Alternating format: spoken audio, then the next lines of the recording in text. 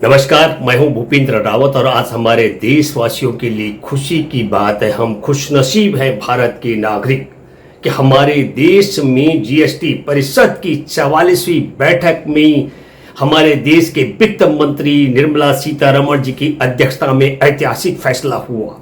अब हमारे देश में एम्बुलेंस पर जो 28% टैक्स वसूला जा रहा था जीएसटी, वो 12% लिया जाएगा। रेमडेसिविर सब लोग मर रहे थे एक एक इंजेक्शन की खोज में, तब इंजेक्शन की भी काला बाजारी हो रही थी और इंजेक्शन पर भी टैक्स भी 12% वसूला जा रहा था। रेमडेसिविर पर अब टैक्स 5% कर दिया गया है। जब एम्बुलेंस एक एम्बुलेंस एक दिल्ली से नोएडा मतलब 10-15 किलोमीटर का भी हजारों रुपए की वसूली हो रही थी, तब 28% टैक्स वसूला जा रहा था। अब एम्बुलेंस की जरूरत कम हो गई है, अब रेमडेसिविर की जरूरत कम हो गई है, तो टैक्स कम कर दिया गया है। टोसिलीमैब और एम्फोटेरिसन, इन दो को तो टैक्स फ्री कर दिया गया है और वसूला जा रहा था। आपको बताऊं, ऑक्सीमीटर से लेकर मेडिकल ऑक्सीजन पर, वेंटिलेटर से लेकर ऑक्सीजन कंसंट्रेटर पर 12% की वसूली की जा रही थी, जबकि एक एक व्यक्ति की जान आपको मालूम है कि मेडिकल ऑक्सीजन की कमी से हॉस्पिटलों में भर्ती, सर गंगाराम हॉस्पिटल से लेकर जयपुर गोल्डन हॉस्पिटल तक, बत्रा हॉस्पिटल से लेकर के आपको बताता हूं गोवा तक, जगह जगह आपने देखा होगा, हरियाणा से लेकर महाराष्ट्र तक मेडिकल ऑक्सीजन की कमी के कारण जान जा रही थी लोगों की, तब 12% टैक्स वसूला जा रहा था। जब एक आपको बताऊं ऑक्सीजन कंसंट्रेटर बहुत जरूरी था लोगों के लिए, तब 12% की वसूली हो रही थी, क्योंकि हजारों लोग, लाखों लोग कोरोना के संक्रमण की चपेट में थे। बड़ी संख्या में लोग जांच की इंतजार में, एम्बुलेंस की इंतजार में, हॉस्पिटलों में बेड की इंतजार में, और बेड पर ऑक्सीजन और घरों में बेड लेट करके ऑक्सीजन के इंतजार में जान गंवा रहे थे, तब 12% टैक्स वसूला जा रहा था। अब 44वीं बैठक में फैसला किया गया है कि यह टैक्स की वसूली अब जीएसटी 5% दिया जाएगा। ऑक्सीमीटर पर, मेडिकल ऑक्सीजन पर, वेंटिलेटर पर, ऑक्सीजन कंसंट्रेटर पर, इन सब पर, और कोरोना जांच किट पर भी 12% की जगह अब 5% दिया जाएगा। अब बताइए, आपदा में अवसर नहीं है तो और क्या है कि मेडिकल ऑक्सीजन पर भी 12%, रेमडेसिविर पर भी 12%, ऑक्सीमीटर पर भी 12%, ऑक्सीजन कंसंट्रेटर पर 12%, एम्बुलेंस पर 28% वसूली कर रही थी। और मैं आपको बताना चाहता हूं यह फैसला कब किया गया।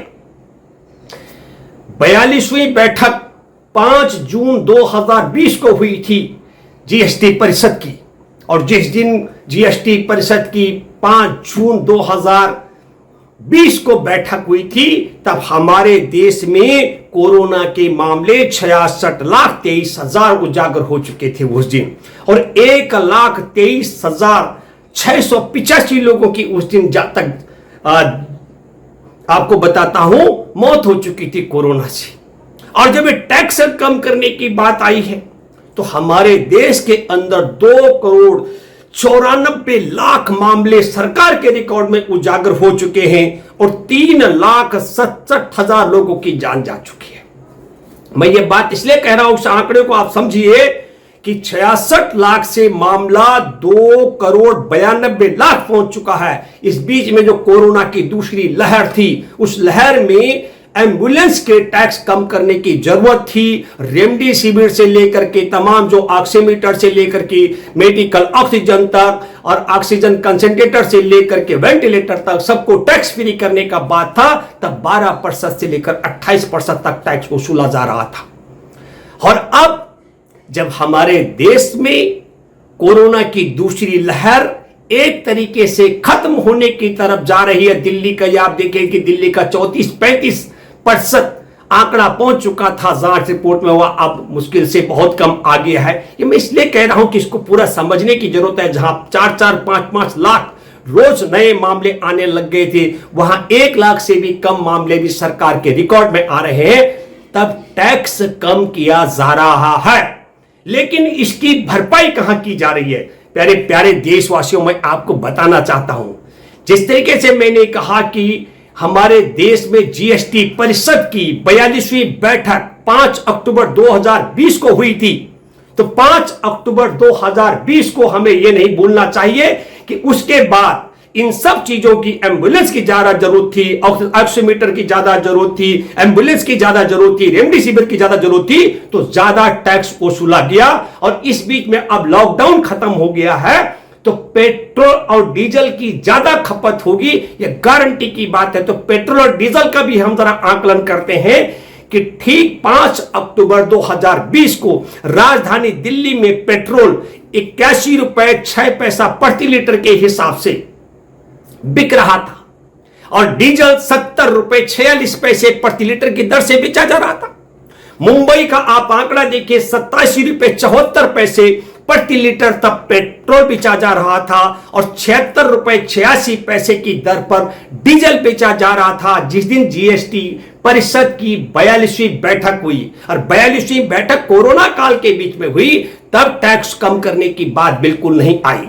और फिर मैं आपको बताना चाहता हूं कि ठीक 28 मई को 43वीं बैठक होती है और 28 मई को भी आप देखिए कि टैक्स रेट में क्या था। दिल्ली में 93 रुपए और 86 पैसा प्रति लीटर पेट्रोल बिक रहा था और 84 रुपए 61 पैसा प्रति लीटर डीजल बिक रहा था। और मुंबई में 99 रुपए 94 पैसे पेट्रोल प्रति लीटर बिक रहा था और 91 रुपए 87 पैसा प्रति लीटर डीजल बिक रहा था। और फिर आज जिस दिन 44वीं परिषद की, जीएसटी परिषद की 44वीं बैठक हुई, तब मैं आपको बताना चाहता हूं कि राजधानी दिल्ली में 96 रुपए 12 पैसा प्रति लीटर पेट्रोल बिक रहा है, 86 रुपए 96 पैसा प्रति लीटर डीजल बिक रहा है। मुंबई में 101 रुपए 4 पैसा प्रति लीटर पेट्रोल बिक रहा है और 94 रुपए 15 पैसा प्रति लीटर डीजल बिक रहा है। तो जो हमारे देश के अंदर जीएसटी परिषद कोरोना काल के बीच में 5 अक्टूबर को बैठक की गई थी, 42वीं बैठक, उस दिन पेट्रोल का जो डीजल रेट था 81 रुपए 6 पैसा दिल्ली में, वो आज की तारीख में 86 रुपए 96 पैसे होकर के आपको बताता हूं 96 रुपए 12 पैसा होकर के 15 रुपए 6 पैसा प्रति लीटर के हिसाब से अतिरिक्त वसूला जा रहा है। 1 लीटर पेट्रोल पर दिल्ली में 15 रुपए 6 पैसा। जीएसटी परिषद की 42वीं बैठक से 44वीं बैठक में जब बाकी जगह टैक्स कम किए गए तो 15 रुपए 6 पैसा प्रति लीटर दिल्ली के अंदर पेट्रोल में और डीजल में 16 रुपए 50 पैसे का अंतर है। यह वसूली हो रही है। यह हमको ध्यान देना पड़ेगा कि जब पेट्रोल डीजल की खपत बढ़ रही है तो उसके दाम बढ़ गए, और जब दवा और उपकरणों की जरूरत है, आज ऑक्सीजन कंसंट्रेटर की जरूरत ही नहीं है देश के अंदर, आज तो ऑक्सीजन उपलब्ध हो गया है।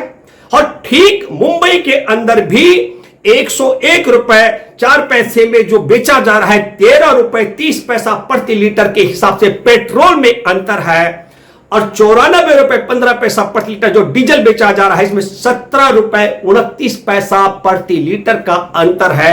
यह बात मैं इसलिए कहना चाह रहा हूं, आप सब लोगों को सोचना चाहिए, यह आपदा में अफसर का तरीका है कि नहीं।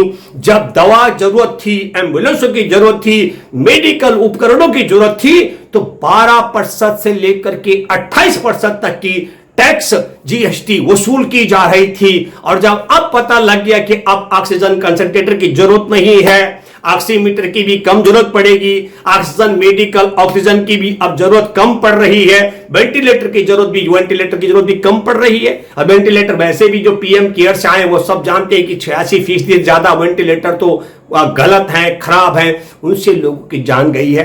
तो इसलिए मेरे दोस्तों, मैं आज आपके साथ बात करने के लिए आया हूं कि हम सब लोगों को बहुत एक्टिव तरीके से सोचना चाहिए कि यह सरकार देश में देशवासियों को देने के लिए आई है, कि देशवासियों से वसूली करने के लिए आई है। और मैं आपके माध्यम से इनका आर्थिक गणित आपको बताना चाहता हूं। हमारे देश के अंदर नरेंद्र मोदी दावा कर चुके हैं, बार बार उन्होंने कहा कि मेरी सरकार बहुत ईमानदार है। पिछली सरकार 1 लाख करोड़ रुपए प्रति वर्ष का घोटाला करती थी, 7 लाख करोड़ रुपए ये कहां है, ये पता लगना चाहिए, बताना चाहिए नरेंद्र मोदी को। हमारे देश के अंदर सब्सिडी छोड़ी लाखों लाख करोड़ रुपए की वो पैसा कहां ठिकाने लगाया। हमारे देश के अंदर रेल, भेल, गेल, सेल, राष्ट्रीय राजमार्ग, नदी किनारे और हमारे देश का तो भूगोल तक बेच डाला इस शख्स ने। तो ये पैसा कहां गया? हमारे देश के एयरपोर्ट बेच दिए, हमारे देश के सरकारी संस्थान बेच दिए, वो पैसा भी कहां गया? अगर नरेंद्र मोदी ये कहते हैं कि मेरी सरकार बहुत ईमानदार है, काला धन भी ये लेकर आए, देश के अंदर भ्रष्टाचार भी रोका है, 1 लाख करोड़ रुपए का हर साल का घोटाला रोका है, हमारे देश में सब्सिडी का भी मामला है, तो ये सारा का सारा पैसा कहां गया? और दूसरी महत्वपूर्ण बात फिर मैं कहना चाहता हूं कि 20 रुपए लीटर का पेट्रोल 100 रुपए लीटर बिकवा रहे, एक एक लीटर पेट्रोल में 30, 32, 33 रुपए नरेंद्र मोदी डीजल और पेट्रोल में डकैती डाल रहे हैं रोजाना का। आखिर ये पैसा जा कहां रहा है? सरकार के पास पैसा नहीं, बैंकों में पैसा नहीं, कंपनियों के पास पैसा नहीं, देश के किसान के पास पैसा नहीं, देश के आम नागरिक के पास पैसा नहीं। देश में 23 करोड़ लोग गरीबी की रेखा के नीचे चले गए। और फिर मैं कहना चाहता हूं मेरे प्यारे देशवासियों, कोरोना की पहली लहर आने से पहले विश्व स्वास्थ्य संगठन ने 31 जनवरी को अलर्ट कर दिया था पूरे विश्व को। समझदार देश एक्टिव हो गए थे, हमारे देश में एक ही मामला था और तब मोदी सरकार की नीयत देश को बचाने की बजाय मध्य प्रदेश में अपनी सरकार बनाने की थी और उसकी परिणति यह हुई कि देश के साथ गद्दारी करके देश को कोरोना की ऐसी दशा में पहुंचा दिया कि पहली लहर के अंदर लॉकडाउन और तमाम के कारण 60 लाख करोड़ का नुकसान हमारे देश को भुगतना पड़ा। 1000 लोग जो भूख से चलते चलते अब मरे, रेल से कट के मरे, गाड़ियों से कुचल के मरे और पुलिस की लाठियों से पीट पीट कर मार डाले गए, उनकी संख्या 1000 से ऊपर है। और अब दूसरी लहर में भी हमारे देश के अंदर चुनाव पर चुनाव आपने देखा। एक तरफ कोरोना था तो मध्य प्रदेश में सरकार गिरा करके उपचुनाव कराए गए, बिहार में चुनाव करा दिए गए, 5 राज्यों में चुनाव करा दिए गए, कुंभ का भी आयोजन करा दिया गया। और हमारे देश में एक और दुखद अफसोस की बात है कि हमारे देश में कोरोना से देश को बचाने के नाम पर ताली थाली बजाकर धोखा किया गया। हमारे देश के को आत्मनिर्भर बनाने के लिए 20 लाख करोड़ का घोटाला किया गया और हमारे देश में कोरोना के लिए 35,000 करोड़ रुपए का आवंटन करके उसे घोटाला किया जा रहा था। और हमारे देश में पटना हाई कोर्ट का आंकड़ा आपके सामने है कि कोरोना से जान जाने पर उनके आंकड़ों में भी हेराफेरी की जा रही है। और हमारे देश के अंदर जो कोरोना में जान जिनकी चली गई और कालाबाजारी अंतिम संस्कार की सामग्री के कारण जो अंतिम संस्कार नहीं करा पाए गरीब परिवार, उन गरीब परिवारों के कफन चोरी करने वाले भी आप लोग देख चुके हैं। तो आपको अलर्ट होना पड़ेगा। आपदा में अफसर हमारे देश में जब दवाओं की उपकरणों की ज्यादा जरूरत थी तो ज्यादा टैक्स वसूल रहे थे और अब पेट्रोल और डीजल की ज्यादा खपत है तो उसमें ज्यादा वसूली करेंगे और मेडिकल दवा और उपकरणों में टैक्स कम कर चुके हैं। इस बात को आपको ध्यान रखना पड़ेगा। इसी बात के साथ मैं उम्मीद करता हूं अभी हमारा किसान आंदोलन चल रहा है, इसमें भी नरेंद्र मोदी की सरकार कह रही है कि हमने न्यूनतम समर्थन मूल्य को बढ़ा दिया। मैं आपको बताना चाहता हूं तो संसद में भी कहा था मोदी जी ने कि न्यूनतम समर्थन मूल्य है, था और रहेगा। मैं आपसे कहना चाहता हूं हमारे देश को मोदी जी ये न्यूनतम समर्थन मूल्य क्या मोदी सरकार और संघ परिवार की सरकार के विदाई के बाद मिलेगा, लेकिन ये जंग जारी रहेगी और ये लूटपाट और आपदा में अवसर की पोल खोल हम करते रहेंगे। मैं उम्मीद करता हूं कि मेरी इस सच्चाई को आप देश के एक एक गांव और घर तक पहुंचाने के लिए इस वीडियो को अधिक से अधिक लोगों तक शेयर करेंगे। और हमने एक पेज शुरू किया voice of Indian peoples VIP, हम चाहेंगे कि उसमें भी आप सब लोग जुड़े, लाइक करें ताकि हम आपकी बातों को भी देश और दुनिया के फलक पर ला सकें। इसी के साथ जय हिंद, जय जवान, जय किसान, धन्यवाद।